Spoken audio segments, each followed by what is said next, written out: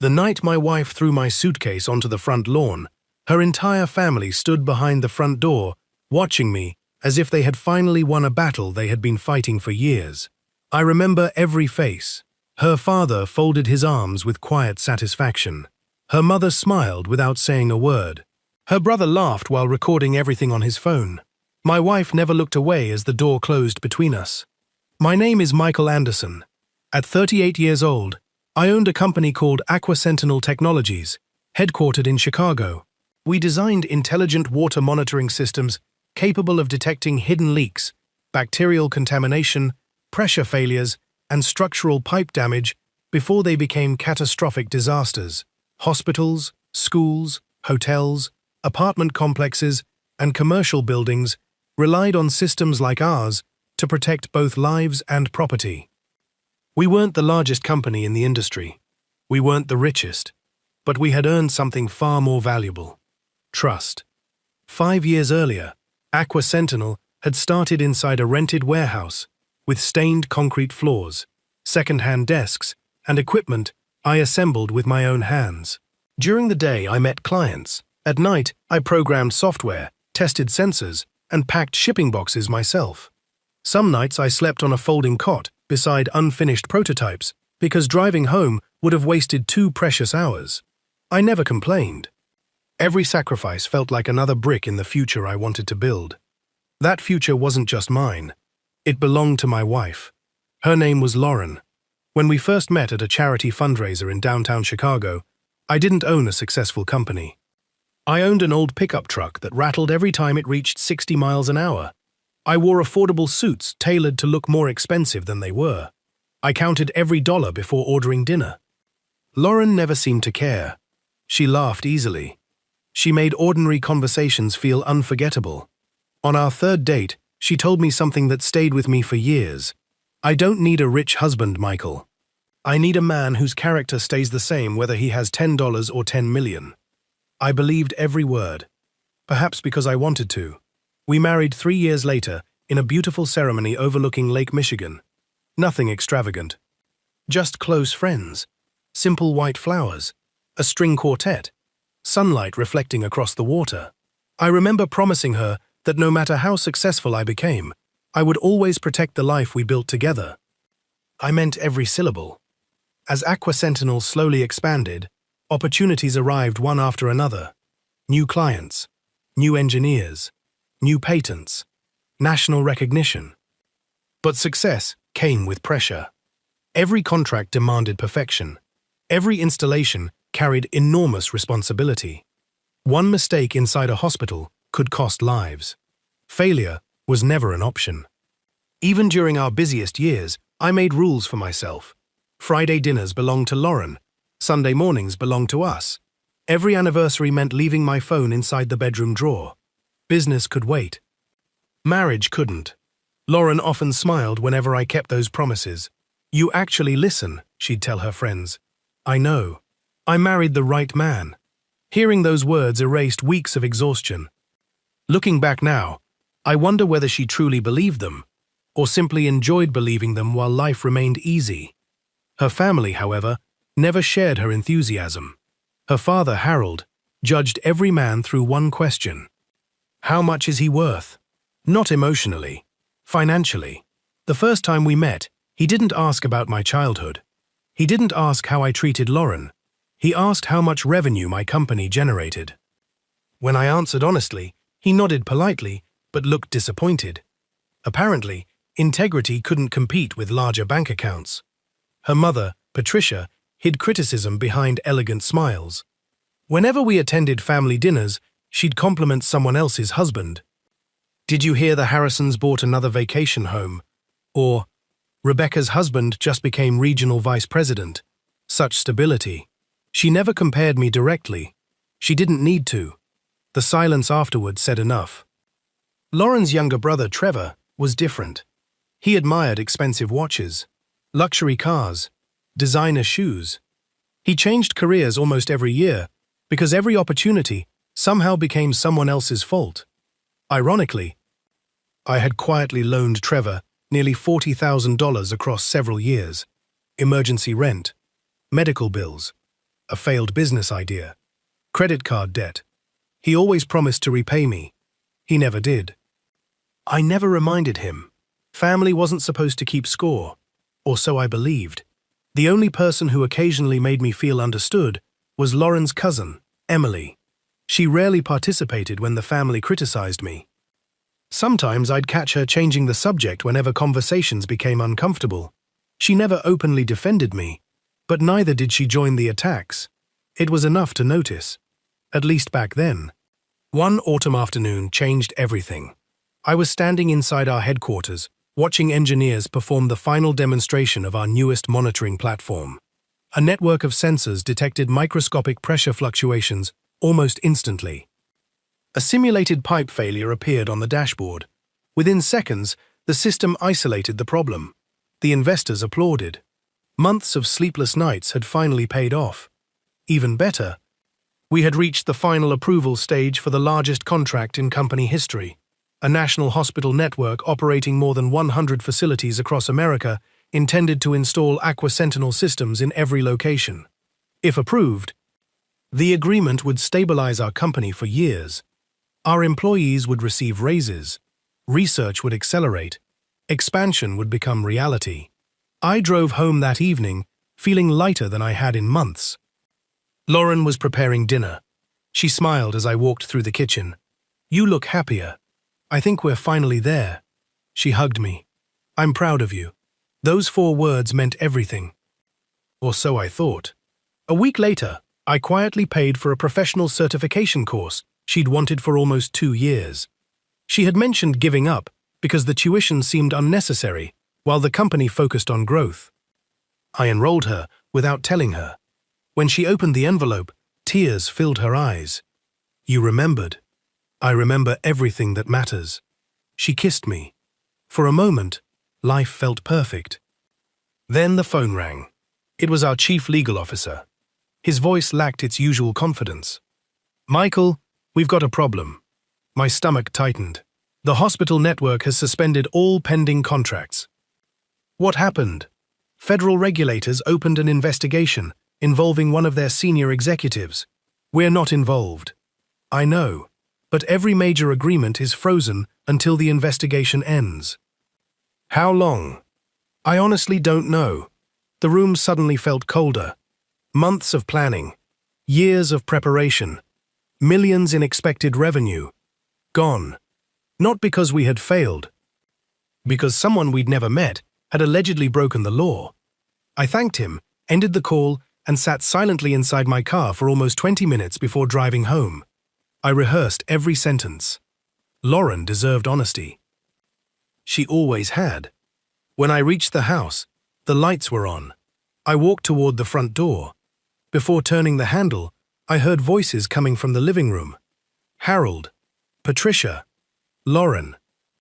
I stopped without thinking. Harold spoke first. "If Michael loses that company, what exactly are you planning to do?" A long silence followed. Then, Lauren took a slow breath before answering. Lauren lowered her voice so much that I had to lean closer to the door. "I don't know what I'm supposed to do anymore." Those words hit me harder than the phone call from my attorney. Not because she sounded cruel, because she sounded uncertain. Harold answered almost immediately. "You do know. You're just afraid to admit it." "No, Dad. Your husband built a company that depends on one contract. That's not stability. That's gambling." I closed my eyes. He had never understood entrepreneurship. To him, if money didn't arrive every Friday like clockwork, it wasn't a real career. Lauren sighed. "Michael has always found a way before." Patricia spoke next. "And what if this time he doesn't? Sweetheart, loyalty is admirable. Poverty isn't." The room became quiet. I wasn't supposed to hear this conversation, but I couldn't force myself to walk away. Harold continued. "You've spent 10 years waiting for his dream to become permanent security. Maybe it's time to ask whether that day is ever coming." I finally pushed the front door open. Every head turned. The silence became almost painful. Lauren stood so quickly that her chair scraped across the hardwood floor. "Michael, I didn't hear you come in." "I noticed." Harold folded his newspaper without the slightest hint of embarrassment. We were simply discussing reality. I gathered that. Patricia forced a smile. You must be exhausted. I am. Lauren walked toward me and touched my arm. Can we talk upstairs? No. Everyone looked at me. We'll talk here. I placed my briefcase on the dining table. The hospital contract has been suspended. Harold nodded as if he already knew. The investigation. You've heard. The news travels. I looked directly at Lauren. It's temporary. Are you sure? As sure as anyone can be. I explained everything. The investigation had nothing to do with AquaSentinel. Our technology remained approved. Our reputation remained intact. The contract wasn't cancelled, only frozen until federal investigators completed their work. We have enough reserves for now, I said calmly. I'll tighten spending, delay expansion, and protect the employees. Harold laughed quietly. You make it sound easy. It won't be easy. Then stop pretending. I ignored him. Lauren squeezed my hand. We'll figure it out. Those words gave me hope. Unfortunately, hope has an expiration date. The following weeks became the longest of my professional life. Every morning began with another difficult decision. Could payroll still be met? Which supplier could wait another month? Which project had to be delayed? Which expense could disappear? I reduced my own salary to almost nothing before touching anyone else's paycheck. Then I sold my vintage motorcycle. Next came my investment portfolio. After that, my watch collection. None of those decisions bothered me. Material things could always be replaced. People couldn't. When one of my engineers apologized for considering another job because his wife was expecting their first child, I shook his hand. You don't owe me guilt, I told him. You owe your family security. He cried before leaving my office. I cried after he left. Only for a minute. Then I returned to work. At home, everything slowly changed. Lauren stopped asking how my day had gone. She stopped waiting for dinner. She spent more evenings visiting her parents. When she was home, she remained unusually quiet. Sometimes I'd catch her staring at unpaid invoices spread across my desk. She never asked questions. She simply looked away. Then came the private conversations. Almost every weekend, Harold and Patricia visited. The discussions always ended when I entered the room. The atmosphere changed the moment I appeared. One Saturday afternoon, I overheard Trevor laughing in the kitchen. I told my friends years ago his company was Smoke and Mirrors. Mike? My name is Michael. Right. I opened the refrigerator. You still owe me nearly $40,000. The kitchen became silent. I know. I've never asked you to repay it. I appreciate that. So maybe don't criticize the company that earned the money you borrowed. Trevor's face turned red. Harold stepped between us. Enough. No, I answered calmly. I've been respectful for years. Harold stared at me. Respect has to be earned. I looked him directly in the eyes. I thought helping your son keep his apartment was earning it. Nobody answered. A week later, another investor withdrew. The bank rejected our request for temporary operating credit. The explanation was polite. Too much uncertainty. Too much exposure. Too much risk. I understood. Banks protect themselves first. That night I returned home earlier than usual. Lauren sat alone in the living room. Several banking documents rested on the coffee table. She quickly gathered them. What are those? Nothing. They're obviously something. She hesitated before speaking. I moved part of our savings. My heart skipped. Moved them where? A separate account. Why? I think it's safer. For who? She looked down. For me. The words stayed suspended between us. You did this without telling me. I was scared. So instead of talking to me, I protected myself. I nodded slowly. I've never taken $1 from you. I know. I've never gambled. I know. I've never lied. I know. Then why do you suddenly need protection from me? Tears filled her eyes. You don't understand what this feels like. No. I took a slow breath. I understand exactly. She wasn't protecting money.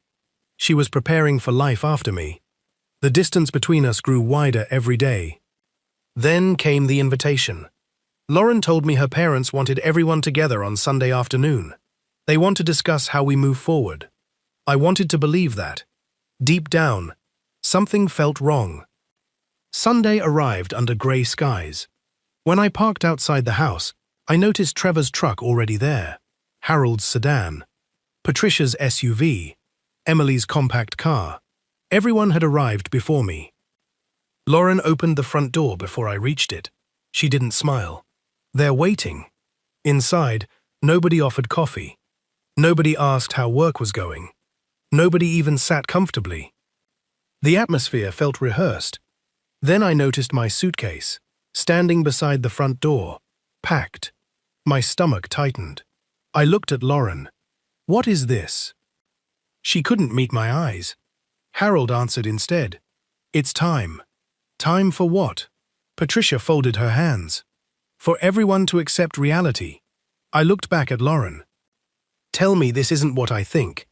Tears rolled down her face. I can't keep living like this. We're going through a setback. It's been weeks. I have a recovery plan. Trevor laughed. You've got excuses. I ignored him. I stepped closer to Lauren. We built this home together, she whispered. I need stability.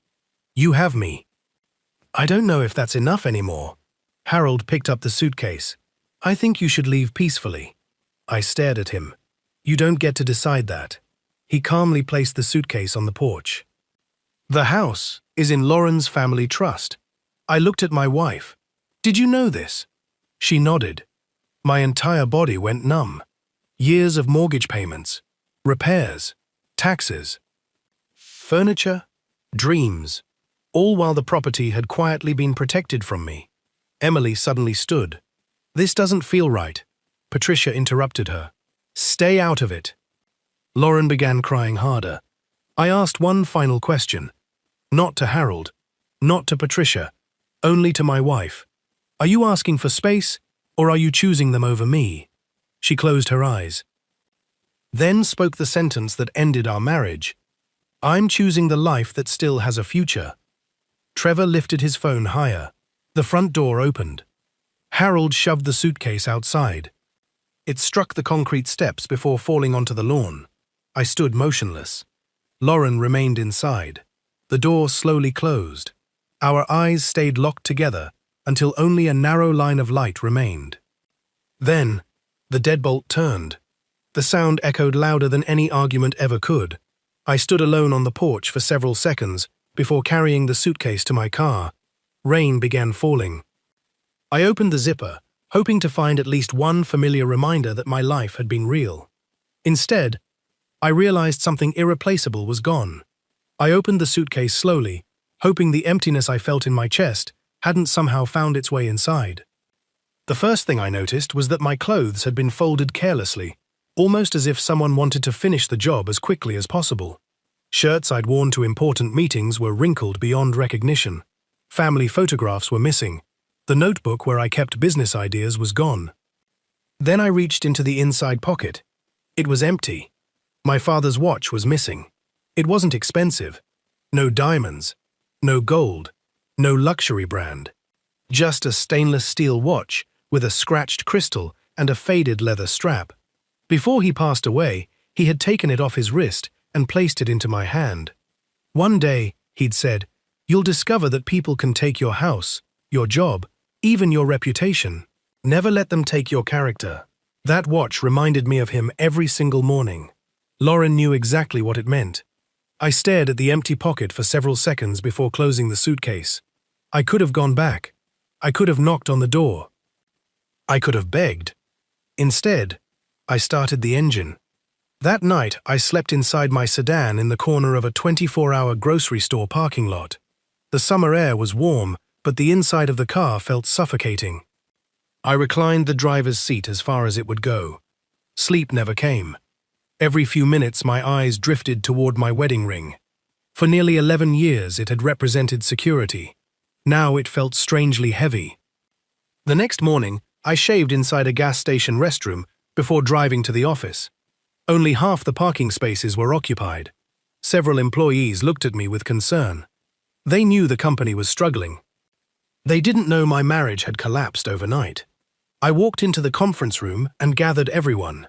"I won't lie to you," I said. "The last few weeks have been difficult." Nobody interrupted. "But AquaSentinel is still alive." I explained every decision honestly. Some positions would be reduced. Expansion projects would pause. Executive salaries, including mine, would remain suspended. Then I made one promise. "I'll never disappear without telling you the truth." When the meeting ended, several employees shook my hand. Others quietly hugged me. One technician named Carl remained behind. "I heard something happened at home." I smiled weakly. "I'll survive." He reached into his pocket and placed a small key on the table. "My brother owns a furnished room above his repair shop." I looked at him. "You don't have to." "I know. But someone helped me once." That afternoon I moved into a room barely large enough for a bed, a desk, and a tiny refrigerator. Compared to the house I'd lost, it felt painfully small. Compared to my car, it felt like a palace. Life became wonderfully simple. Wake before sunrise, drink cheap coffee, visit clients, repair damaged systems, negotiate with creditors, write software updates at night, sleep, repeat. Every dollar mattered. One rainy Tuesday I received a call from an elderly property manager named Mr. Ellison. Years earlier, we had installed one of our first monitoring systems inside a retirement community. One building had developed a serious leak. Their maintenance budget had already been exhausted. "I can't pay full price right now," he admitted. I looked at the calendar. I had exactly enough fuel to make the trip. I went anyway. The leak was worse than expected. If left another day, several apartments would have flooded. I spent nearly 8 hours repairing the damaged section. When I finished, Mr. Ellison handed me an envelope. I opened it. Inside was far less than the invoice. "I'm sorry," he whispered. "It's everything we have." I smiled and handed the envelope back. "Buy the residents' dinner instead." His eyes filled with tears. "You've just lost your business." "I haven't lost myself." As I drove away, I realized something. Losing a house hadn't made me poor. Becoming someone I couldn't respect would. A few days later, I stopped at a neighborhood convenience store after finishing another repair. The cashier apologized. "I'm short on change." "No problem." She pointed toward the lottery display. "If you don't mind $2 in lottery tickets, I can make the total even." I laughed softly. I've never been lucky. Maybe today's different. Without thinking much about it, I accepted. She printed one ticket. I folded it and slipped it into my wallet. By the time I reached the parking lot, I'd already forgotten about it. 3 days later, the city exploded with headlines. $500 million jackpot won in Chicago. Every television seemed to be discussing it. The winning ticket had been sold at the same convenience store where I'd stopped. I smiled to myself. Whoever they are, good for them. That evening, while searching my wallet for a business receipt, the lottery ticket slipped onto the floor. I stared at it. Something told me to check. I opened the official lottery website. The first number matched. Then the second. Then the third. I stopped breathing. No! The fourth matched. The fifth. The sixth. I checked again. I refreshed the page. I compared every digit one by one. My hands began shaking so violently that I nearly dropped my phone. The room suddenly felt too small. I sat on the edge of the bed because my knees no longer trusted me. This can't be real. I checked the numbers a fourth time, then a fifth. Every number matched perfectly. I had just become the sole winner of a $500 million lottery jackpot. Instead of screaming, instead of celebrating, I carefully placed the ticket inside a waterproof folder, locked the room, and quietly whispered the only words that came to mind. "Dad, I hope I make you proud." 2 months after the worst night of my life, I stood backstage, inside a television studio, wearing a tailored navy blue suit that fit better than anything I had ever owned. Not because I wanted to impress anyone, because the attorneys sitting beside me insisted that the first public appearance of a $500 million lottery winner would become part of history. During those 62 days, almost every hour had been carefully planned. Before claiming the ticket, I hired one of the country's most respected lottery attorneys. He assembled an entire team around me: a tax attorney, a certified financial planner, an accountant, a trust and estate specialist, a private security consultant. They convinced me not to rush, not to buy houses, not to buy sports cars, not to announce anything publicly. Instead, we quietly built a foundation that would protect both my future and everyone who had remained loyal to me. The advertised jackpot was $500 million. After choosing the lump sum option and preparing for taxes, the amount I would ultimately control was smaller. Still, it was more money than I could responsibly spend in several lifetimes. The first checks I signed never purchased luxury. They paid every remaining salary owed to AquaSentinel employees. Every supplier received the money we owed. Every creditor was paid. Then I quietly purchased the office building that our company had been leasing. The employees had no idea where the money came from. They simply received letters informing them that nobody would lose their jobs. Some cried. Others prayed. I also created something else: the Anderson Safe Water Foundation. Its purpose was simple: install advanced water monitoring systems in schools, shelters, hospitals, and low-income communities that could never afford the technology. Because every child deserved clean water regardless of their parents' income. Whenever reporters tried discovering the identity of the mysterious winner, my legal team declined every request. Until today. A producer smiled from behind a camera. "We'll live in 10. I closed my eyes. Oddly enough, I wasn't nervous. I wasn't thinking about the money. I wasn't thinking about television. I was remembering a rainy front lawn, a locked door, and the sound of a deadbolt turning. 5, 4, 3. The red camera light illuminated. The host smiled toward millions of viewers. Good evening, America. For nearly 2 months, one question has fascinated the entire country. Who won the $500 million jackpot? Tonight, for the first time, we're honored to introduce him. I walked onto the stage. The audience applauded.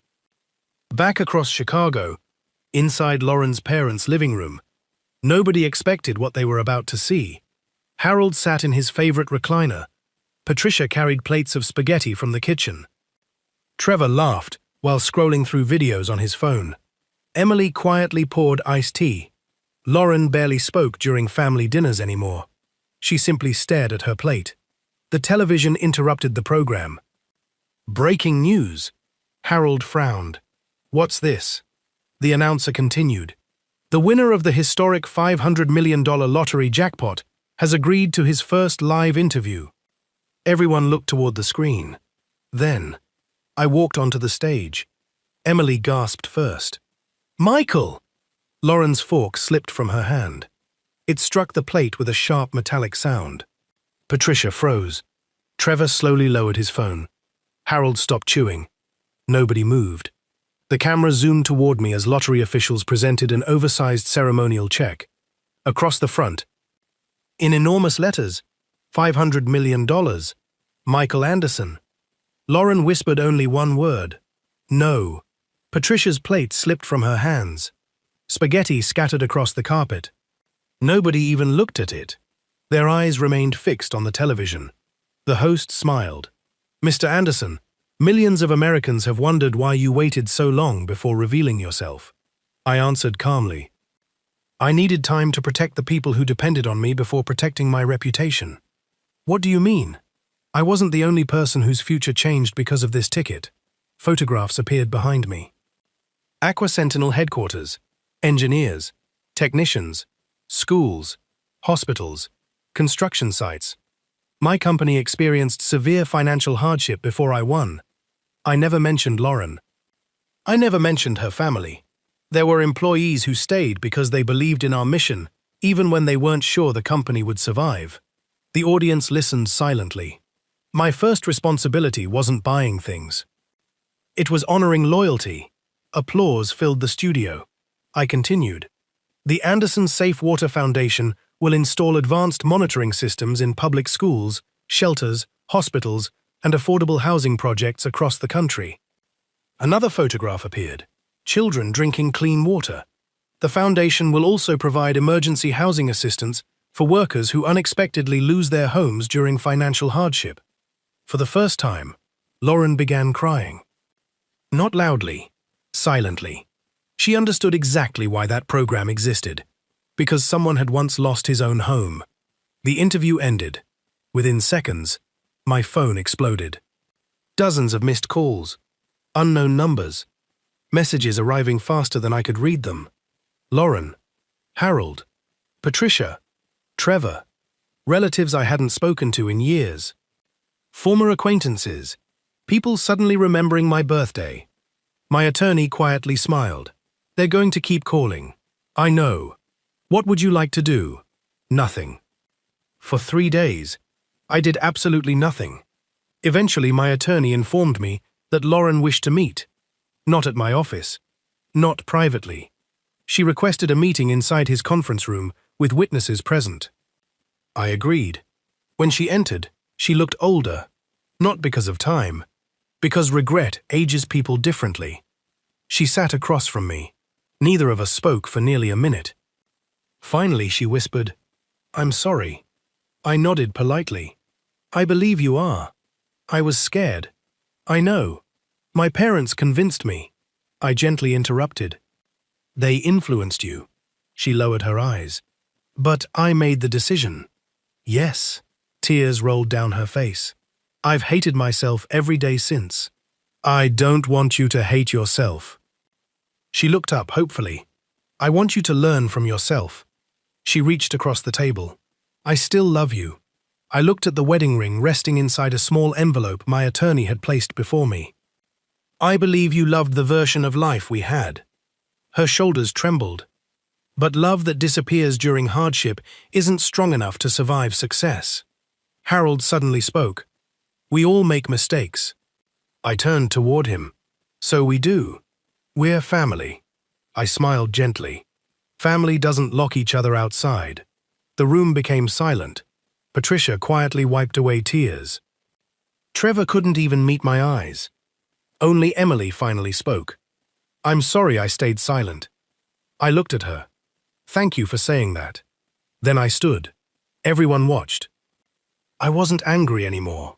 Anger had disappeared weeks earlier. What remained was clarity. I looked once more at Lauren. The greatest blessing I received wasn't $500 million. She waited. It was finally discovering who believed in me when I had nothing. No one answered. I wished them peace. Not because they deserved another chance, but because I no longer needed them to understand what they had lost. Months later, I stood outside the first elementary school renovated by the Anderson Safe Water Foundation. Children laughed as clean water flowed through newly installed systems. Teachers thanked our engineers. Parents smiled with relief. Watching them reminded me of something my father had said years before. People may take your home. They may take your money. They may even walk away when your world falls apart. But no one can take your character unless you choose to give it away. That night, I lost my house. 2 months later, I gained unimaginable wealth. But the greatest victory wasn't the jackpot. It was becoming the kind of man whose worth could never again be measured by the people who failed to see it.